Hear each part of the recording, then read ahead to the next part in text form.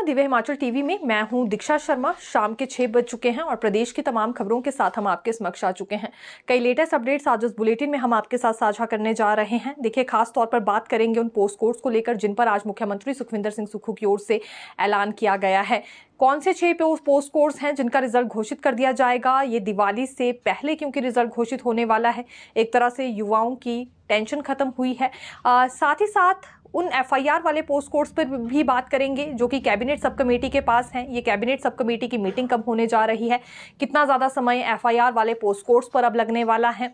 और तीसरी बात, ऐसे पोस्ट कोड्स पर भी करेंगे जिनका रिजल्ट नवंबर तक घोषित कर दिया जाएगा। ये 12 पोस्ट कोड्स आखिरकार कौन से हैं।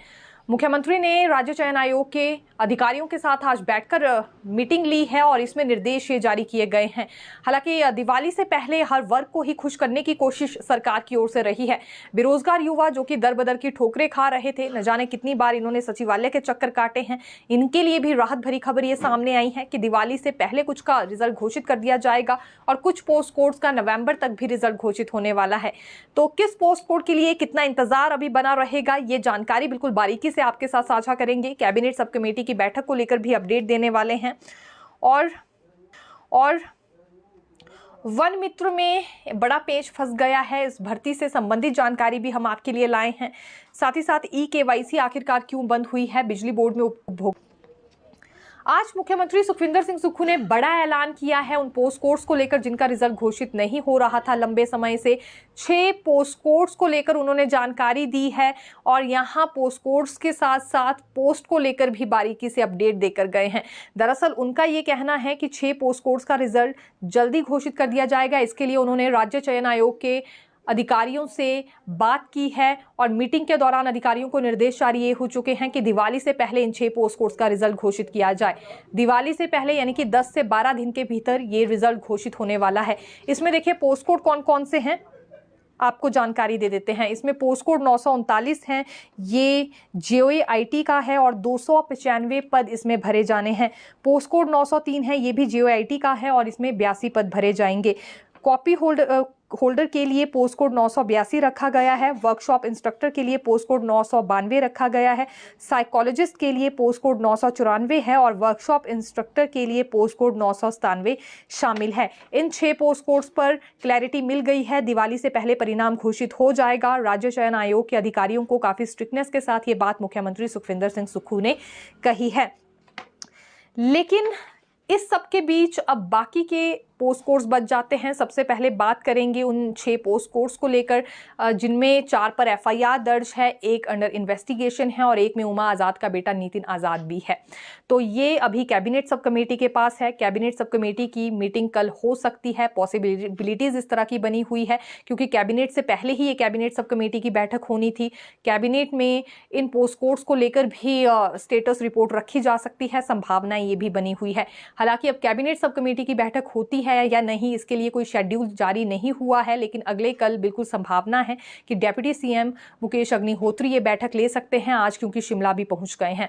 आज उनका शिमला पहुंचने का कार्यक्रम था और अगले कल शिमला में ही होंगे, तो इस वजह से संभावनाएं काफी बढ़ चुकी हैं कि कैबिनेट सब कमेटी की बैठक हो सकती है और इन 6 पोस्ट कोड्स को लेकर उसमें चर्चा जरूर होगी। मुख्यमंत्री सुक्खू ने आज एक बात और कही है कि जब पहले कैबिनेट बैठक हुई थी तो उसमें 21 पोस्ट कोड्स को क्लियरेंस दे दी थी रिजल्ट घोषित करने पर, जिसमें 3 पोस्ट कोड्स का रिजल्ट घोषित भी कर दिया गया है। 21 पोस्ट कोड्स में से सिर्फ 3 पोस्ट कोड्स का रिजल्ट घोषित हुआ, जिसमें एक पोस्ट कोड 817 था, एक पोस्ट कोड 999 था और एक यहाँ पोस्ट कोड 969 भी बताया जा रहा है। तो इसमें तो परिणाम पहले ही घोषित किए जा चुके हैं। फिर बचे 18 पोस्ट कोड्स, 18 में 6 कैबिनेट सब कमेटी के पास हैं, जिसमें कि 4 पर एफआईआर है, 1 अंडर इन्वेस्टिगेशन है और 1 में नितिन आज़ाद भी है, जिस वजह से प्रोसेस रुक गया था।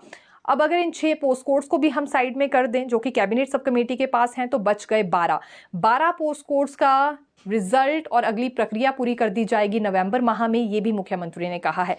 यानी कि कुल मिलाकर सभी पोस्ट कोड्स को लेकर आज इन्होंने जानकारी दे दी है।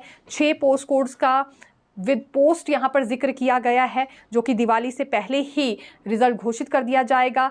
इसके अलावा बाकी के 21 पोस्ट कोड्स का जिक्र करते हुए उन्होंने ये कहा कि 21 पोस्ट कोड्स जो कि पहले ही यहाँ परिणाम घोषित करने के लिए कह दिए गए थे, यानी कि स्वीकृति या अनुमति जिस तरह से पहले ही कैबिनेट ने जिन 21 पोस्ट कोड्स पर दी थी, उनमें से 3 का रिजल्ट घोषित हो गया है, जिसमें एक 817 भी है।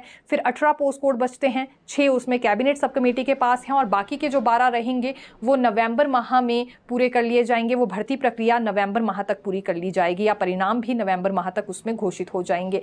ये बात आज सीएम सुक्खू ने कही है। हालांकि अब कितनी ज़्यादा तेज़ गति यहाँ राज्य चयन आयोग की ओर से लाई जाती है, ये देखना काफी ज्यादा दिलचस्प रहने वाला। वन मित्र भर्ती में एक पेज फंस गया है, भर्ती प्रोसेस पूरा नहीं हो पा रहा है और विभाग से जब हमने जानकारी ली तो अभी तक यही तय नहीं हो पाया है कि जो 10 मार्क्स का इंटरव्यू होगा उसके बदले क्या किया जाएगा, यानी कि क्या विकल्प निकाला जा रहा है।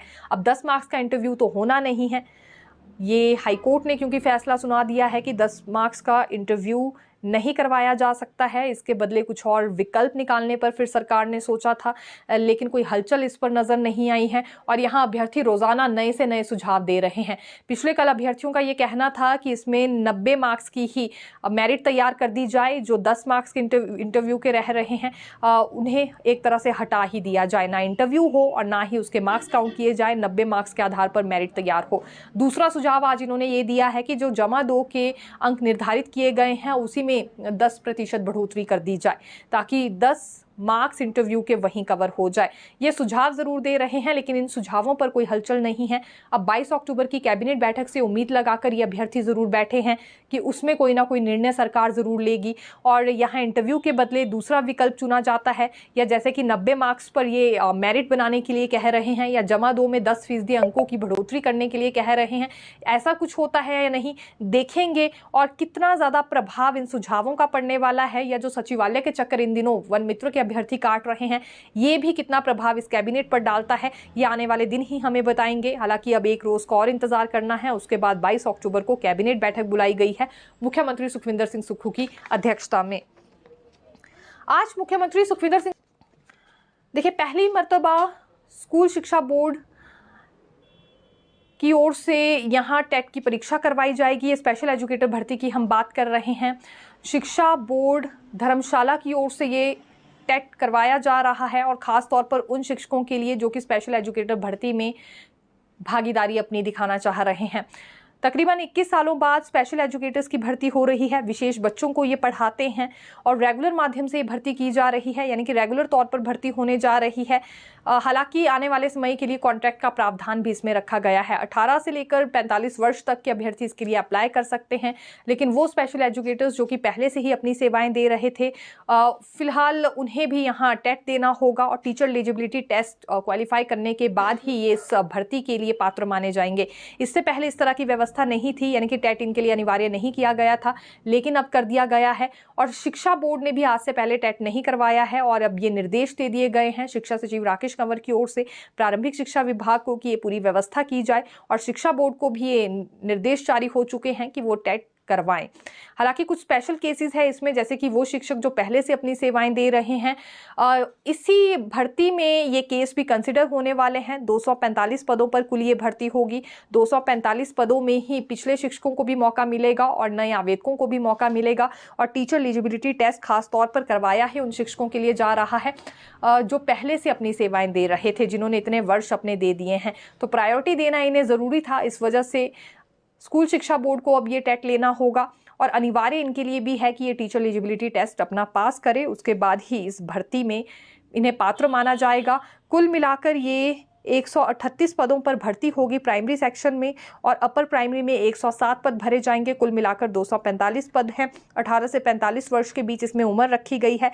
स्पेशल एजुकेटर के पास योग्यता 50% में जमा 2 होनी चाहिए, यानी कि ये योग्यता रखी गई है कि जमा 2 में 50% अंक होने चाहिए और रिहैबिलिटेशन काउंसिल ऑफ इंडिया से अप्रूव संस्थाओं से डिप्लोमा होना चाहिए इन स्पेशल एजुकेशन या डिप्लोमा इन एलिमेंट्री एजुकेशन चाहिए और क्रॉस डिसेबिलिटी एरिया में पढ़ाने का 6 महीने का अनुभव होना भी इनके पास आवश्यक है, ये रखी गई है।